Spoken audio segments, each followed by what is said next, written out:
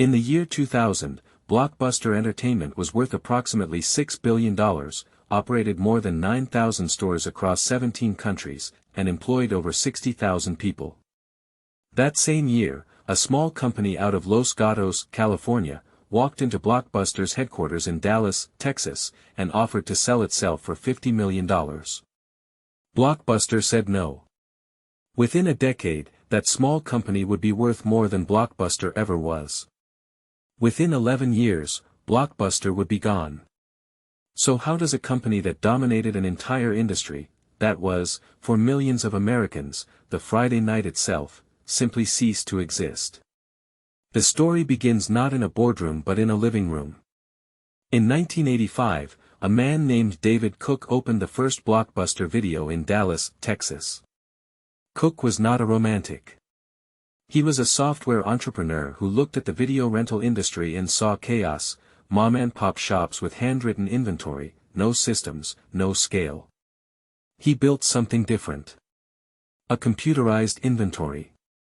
A clean, brightly lit store. A family-friendly selection with no adult films. It felt less like a rental shop and more like a retail experience. By 1987, investors were circling. Wayne Huizinga, the Florida businessman who had already built waste management into a national empire, saw what Cook had built and bought control of the company. Huizinga was a machine. He opened a new Blockbuster store roughly every 17 hours throughout the late 1980s. By 1992, there were over 2,800 locations. By 1994, Viacom purchased Blockbuster for approximately $8.4 billion, one of the largest media deals of its era. Then came the late fee. For most of the 90s, Blockbuster's single most profitable revenue stream was the late return fee. Customers hated it. Everyone hated it.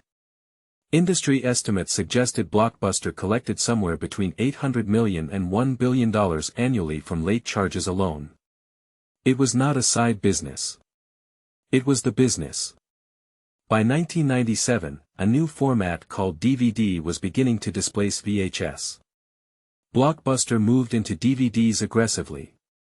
By 2000, the company felt invincible, 9,000 stores, a recognizable logo in every suburb in America, and a revenue model that essentially taxed forgetfulness.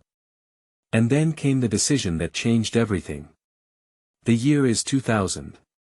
Reed Hastings, co-founder of a 4-year-old DVD by-mail service called Netflix, flies to Dallas.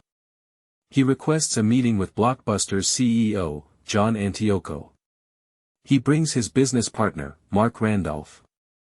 Netflix at this point is struggling. It has fewer than 300,000 subscribers and is burning through cash. Hastings believes that a partnership with Blockbuster could save it, or at minimum, accelerate it into something sustainable. The pitch is specific. Netflix will run Blockbuster's online brand. Blockbuster will promote Netflix in its stores. And for this arrangement, Hastings is asking $50 million. Not a wild figure given what Blockbuster is generating. $50 million is roughly what Blockbuster collected in late fees every 3 to 4 weeks. Antioco listens. And then, by most accounts, the meeting ends not with a counteroffer, not with a request for more time, but with something closer to laughter. The Blockbuster executives reportedly found the proposal amusing. Netflix, from where Antioco and his team sat, was a niche product for internet early adopters, a minor inconvenience at best, irrelevant at worst. The in-store experience was tactile, social, reliable. Why would anyone wait 2 days for a DVD to arrive in a red envelope when they could drive 5 minutes and hold it in their hands tonight? Here is why that logic felt reasonable. In 2000, only about 44% of American households had internet access. Broadband was a luxury. The idea that movies would one day stream directly into your television through a wire was still science fiction to most consumers and, apparently, to most Blockbuster executives. Antioco was not a fool. He was a skilled operator who had revitalized struggling retail chains before. He had reduced Blockbuster's debt, renegotiated revenue-sharing deals with major studios, and was, by most measures, doing exactly what the market expected of him. But the market was already shifting beneath his feet. What Antioco missed, what almost everyone missed, was not a technology trend. It was a feeling. Every single person who ever paid a Blockbuster late fee had felt, in that small way, wronged. They had felt nickel-and-dimed by a company that needed their loyalty but was quietly extracting their frustration for profit. Netflix had no late fees. That was not a feature. That was a philosophy. And it was a philosophy built on top of exactly the resentment that Blockbuster had spent a decade quietly cultivating. Reed Hastings flew home from Dallas with $50 million worth of nothing. But he flew home certain of something else. He did not need Blockbuster's permission. He just needed time. In 2003, John Antioco did something that almost saved Blockbuster.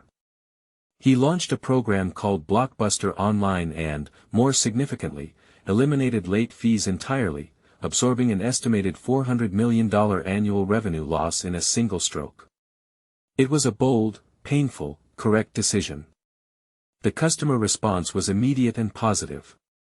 But it was already too late in one direction, and too early in another. Carl Icahn, the legendary activist investor, had accumulated a significant stake in Blockbuster and despised the online strategy. He viewed the elimination of late fees as reckless. He waged a proxy war against Antioco's board. By 2005, Icahn had installed his own preferred candidate, Jim Keyes, as CEO.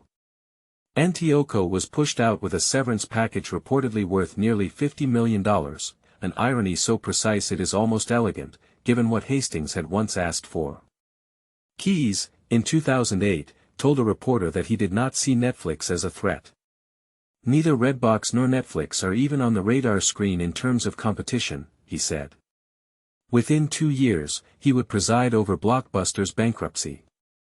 The company filed for Chapter 11 protection in September 2010, carrying nearly $1 billion in debt.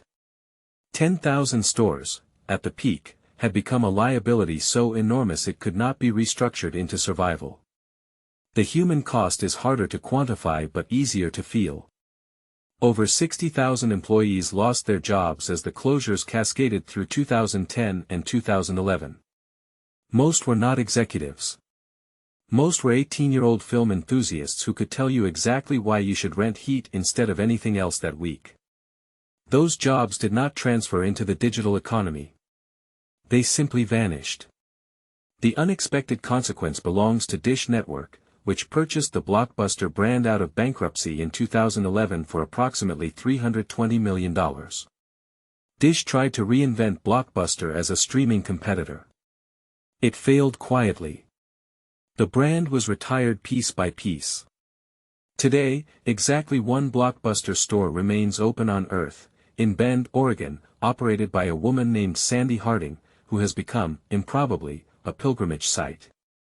People drive hours just to walk inside and feel something they cannot entirely name. What this story is really about is not technology. Every business school will tell you Blockbuster failed because it could not adapt to digital disruption. That is accurate the way saying a house fire failed because of oxygen is accurate. True, but incomplete. Blockbuster failed because it had a business model that depended on customer inconvenience. The late fee was not an accident. It was an architecture. It was baked into the revenue projections, the lease agreements, the studio contracts, the very logic of the enterprise. And when you build your foundation on something that your customers quietly resent, you are not building loyalty. You are building a debt, a moral debt, that someone, someday, will offer to forgive. Reed Hastings did not just build a better product. He built an apology. He said, implicitly, we will not punish you for being busy. We will not charge you for being human. There is something universal in that. Every institution that extracts money from confusion, from inattention, from the gap between what people intend and what life allows, banks with overdraft fees, airlines with change fees, cable companies with equipment rental charges, every one of them is accumulating the same invisible debt. The resentment compounds quietly. And then someone arrives with a simpler offer and what feels like a refund.